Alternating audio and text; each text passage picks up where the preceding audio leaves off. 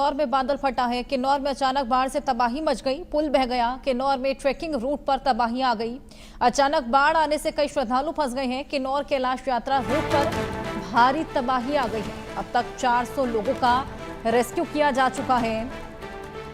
किन्नौर कैलाश यात्रा भी चल रही थी, वहां ट्रैकिंग कर रहे थे लोग और रूट पर यह भारी तबाही लैंडस्लाइड आने की वजह से अचानक बाढ़ आ गई, जिसकी वजह से श्रद्धालु वहां पर फंस गए हैं।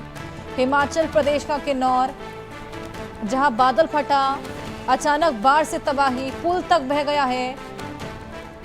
ट्रैकिंग का रूट जिस पर यह खासा तबाही है, देखिए किस तरीके से लोगों को जिप लाइन के जरिए रेस्क्यू किया जा रहा है। अचानक बाढ़ आने से कई श्रद्धालु फंस गए। 400 लोगों का रेस्क्यू किया गया है अभी तक।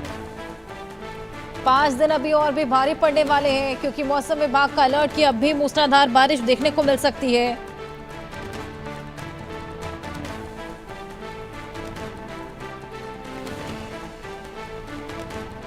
हिमाचल प्रदेश का किन्नौर, जहां पर ये देखिए किस तरीके से रेस्क्यू ऑपरेशन जिप लाइन के जरिए ये तमाम टीमों की तैनाती और 400 लोगों का रेस्क्यू किया जा चुका है।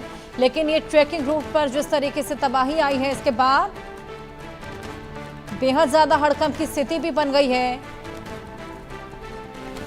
तो किन्नौर में बादल फटा है, बाढ़ आ गई और उसके बाद ये यात्रा भी खासा प्रभावित। आइए क्या कुछ तस्वीरें वहां की, किस तरीके से रेस्क्यू ऑपरेशन चलाया जा रहा है, इसकी जानकारी लें। हमारे सहयोगी कामेश्वर शर्मा शिमला से हमारे साथ जुड़ गए हैं। कामेश्वर, वहां पर 400 से ज्यादा लोगों का रेस्क्यू किया जा चुका है और ये तमाम लोग वहां पर किन्नौर कैलाश यात्रा के लिए पहुंचे थे। जी बिल्कुल, जिस तरीके से जो देखा जा रहा है वहां पर अगर स्थिति देखा जाए, जिस तरीके से जो अचानक जो बाढ़ आई है और साथ ही वहां पर जो अफरा तफरी मची देखने को मिली, ऐसे में खासकर जो वहां पर आईटीबीपी के जवान है और साथ ही जो 14 एनडीआरएफ के जवानों द्वारा वहां पर रेस्क्यू कार्य जोरों शोरों पर किया जा रहा है। कुल मिलाकर 413 लोग हैं जो श्रद्धालु वहां पर दर्शन करने के लिए पहुंच रहे थे, उन्हें रेस्क्यू किया गया। जिस तरीके से लगातार हिमाचल प्रदेश में मूसलाधार वर्षा हो रही, बीते रात्रि से अगर देखा जाए जिला शिमला के अलावा सोलन, सिरमौर, मंडी, हमीरपुर, यानी कि कुल मिलाकर 2 जिला यानी कि लाहौल स्पीति और किन्नौर को छोड़कर अन्य सभी जिला में मूसलाधार वर्षा हो रही है। वहीं अगर आज की हम बात करें तो आज भी खासकर जो आईएमडी ने बिलासपुर, मंडी, शिमला, सोलन और सिरमौर के लिए ऑरेंज अलर्ट जारी किया गया है, जिसके चलते जो देखा भी जा रहा है लगातार जो वर्षा देखने को मिल रही है। और जगह जगह पर आज केवल मात्र जो बाढ़ केवल यही नहीं, अगर हम पूरे प्रदेश की बात करें तो पूरे प्रदेश के कई जिलों में ऐसी स्थिति बनी हुई है।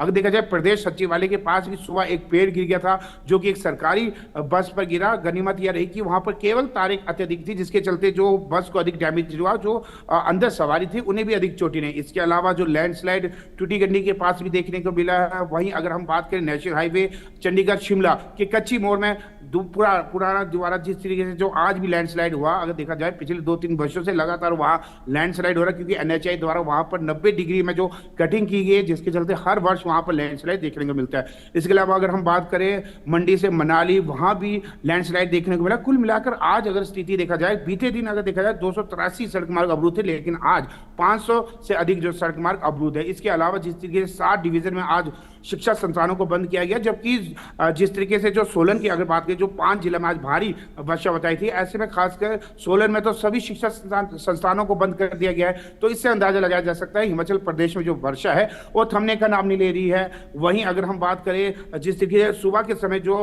पब्बन नदी में भी एक कार गिरी है, जिसमें 3 लोगों की मौके पर मौत हो गई है। एक व्यक्ति वहां से जो सुरक्षित निकाला गया है, जो अन्य जो शव थे उन्हें भी लगातार जो स्थानीय लोगों द्वारा मदद के द्वारा ही उन्हें सड़क से बाहर निकाला गया। तो जिस तरीके से हिमाचल प्रदेश में स्थिति बनी है, हादसे हो रहे हैं, लगातार लैंडस्लाइड हो रहे हैं, तो स्थिति अत्यधिक दयनीय बनी है। बीते दिन अगर हम बात करें जिला मंडी की अगर हम बात करें तो वहां भी जो बादल फटा था, जिसके चलते 3 घरों में भारी मलबा घुस गया था। गनीमत यह रही कि लोगों को इसकी आवाज आ गई थी। जिस तरीके से लैंडस्लाइड फटता है, एक तेज हवा, और जिस तरीके से अगर उत्तराखंड की हम बात करें तो वहां तो 34 सेकंड में हर चीज तहस नहस होगी। लेकिन वहां भी जो मंडी की स्थिति अगर हम बात बताएं, जैसे ही वहां पर जो बादल फटा, मलबा की आवाज से लोग वहां से अपनी जान बचाकर भागे। तो ऐसी तस्वीरें लगातार हिमाचल प्रदेश को देखने को मिल रही है।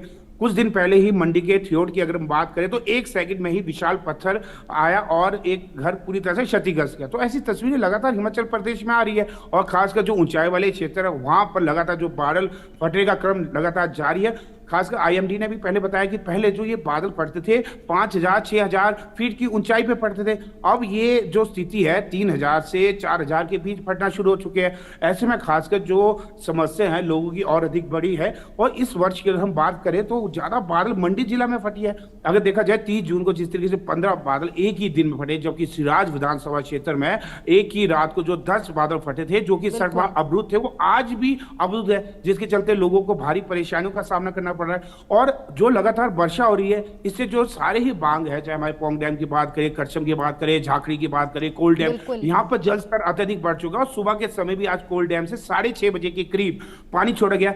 पिछले 24 घंटों की अगर हम बात करें तो तीसरी बार कोल डैम से पानी छोड़ा गया है। इससे अंदाजा लगाया जा सकता है कि हिमाचल प्रदेश में लगातार जो मूसलाधार वर्षा हो रही है इससे जल स्तर अत्यधिक बढ़ चुका है। लोगों को यही एडवाइजरी जारी की गई है, वो नदी नालों से दूरी बना के रखे। जो कोल डैम का जो असर है, कुदरत के प्रकोप से तो लड़ा जा नहीं सकता। मॉनसून है तो लाजमी है कि बारिश आएगी और तबाही भी अपने साथ लाएगी फिलहाल। लेकिन सबसे बड़ी बात यही कि प्रशासन अलर्ट है, मुस्तैद है और लगातार लोगों को निर्देश दे रहा है, रेस्क्यू चला रहा है और जो पानी का जलस्तर है उसको कम करने के लिए भी तमाम कोशिशें की जा रही है। बहुत शुक्रिया आपका तमाम जानकारी के लिए।